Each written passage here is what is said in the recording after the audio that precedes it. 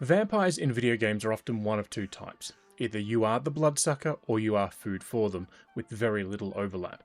So when the Blood of Dawnwalker was announced, with the hook that you were a vampire at night but human during the day, needless to say, I was a mite curious. My curiosity was partially sated when Bandai Namco and developer Rebel Wolves invited me to spend a good number of hours with the game. Traitors will be punished. Address me with. The game itself takes place in 14th century Europe, and while the location and time are authentic, the developers have taken some liberties.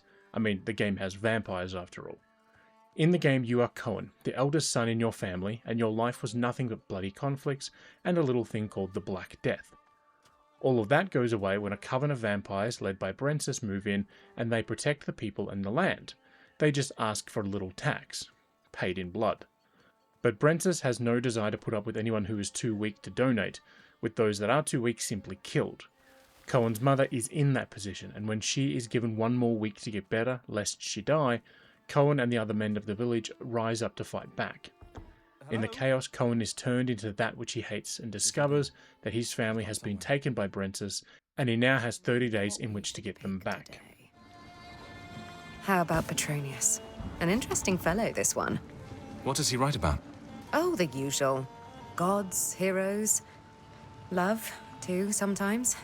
And there's this one little poem that's perfect for the circumstances. So, shall we give it a go? That 30 days sounded like a time that was going to be a pain in all the promotional videos that I had seen before going hands-on, but it turns out it is far more than that. It is choice. When you take control of Cohen, one of the very first tasks he is given is to get some medicine for his mother. As soon as he steps out of the house, his siblings are there and ask him to come to the river with them. This is where your choice matters, because each major action takes up time, with the day divided into 8 segments, and once they've passed, night falls. Spending time by the river would take up one segment of time, getting medicine for your mother is another one.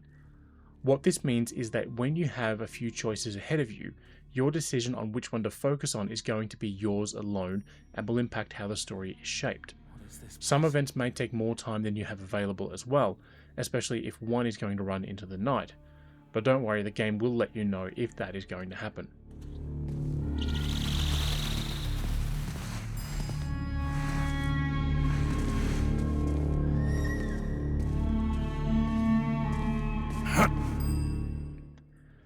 If you are someone who is worried about the micromanaging of your time, you won't need to be, because the game itself does not move forward in time until you select an option. To make things even easier, options that do progress time are clearly indicated. If you are keen to spend a few hours roaming the wilds, hunting animals and other dangers, that does not take up time, so you can do that. If you want to walk from one side of the map to the other, that won't take up time. Think of it like this: story moments move the clock forward, everything else does not. You are in control of when time moves forward, and combined with the choices you make, that could lead to a few replays of the game. Fuck, this can't be real.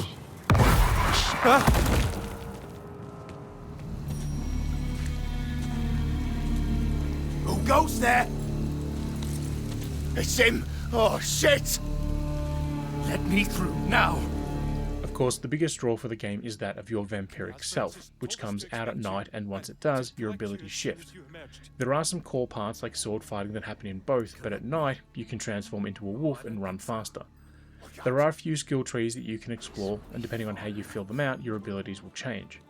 Something that I did not register at first, but once I did spot it, I realised there is something else to manage. Learning a skill takes time. What I mean by this is that if you want to be able to learn a skill, it will take a segment of time, meaning that even leveling up has a balance of deciding when you have the time to do so. Some of those skills will be related to your human side, some your vampiric side, and the other is more magic aligned.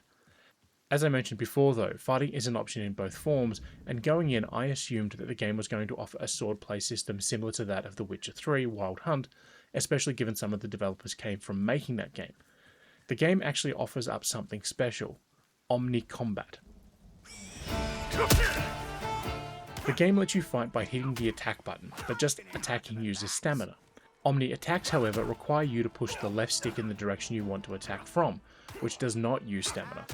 What this means is that if your target is blocking from the right, you attack from the left. As they move to block from their left, you come in from above or any other direction. You also have to deal with enemies coming in to attack you, and the Omni system works for blocking as well. You can get by if it's just one enemy by hitting the button, but as you will often encounter groups, you'll need to use Omni blocks if you want to survive. My first few fights were not too challenging, as they were often against a single foe or two, but once I got out of the town, there were 3 or more. I mentioned before about the vampiric abilities. The skill tree is one such way to get those up. The other way is by feeding on humans and animals in the world. With the more you feed, the more your corruption level increases.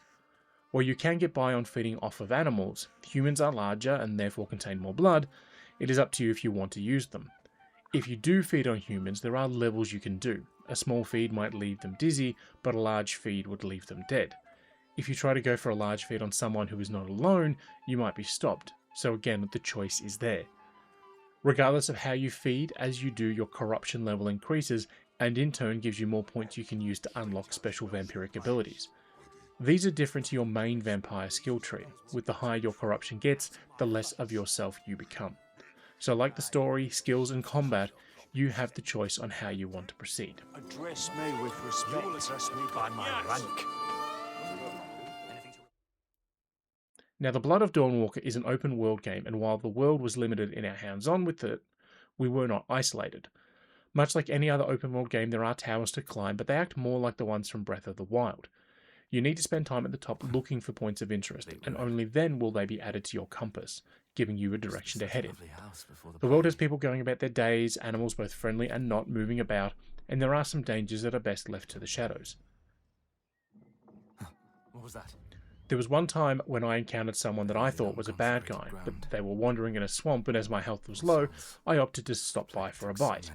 Turns out they were from a nearby village and were looking for things, and it was my bad that I decided they were a snack. Of course, if I spent more time around the village, I could have learnt what they were doing, but I was exploring. So it's something for me to check back on in the full game. When the Blood of Dawnwalker was first announced, I was intrigued because many of the folks at the studio were leads on The Witcher 3 Wild Hunt, and that is a great game. But after a few hours with the game, I've come away thinking that this might be better, thanks in part to the decision that all your choices matter. Combat being as flexible as it is, combined with the vampire powers and explorative potential, means that no two players will enjoy the game the same way. If this game is not on your radar yet, then it should be, and with only a few months until its release, it will be here before you know it. Hands On was made possible with the support of Bandai Namco, so our thanks to them for allowing us this opportunity.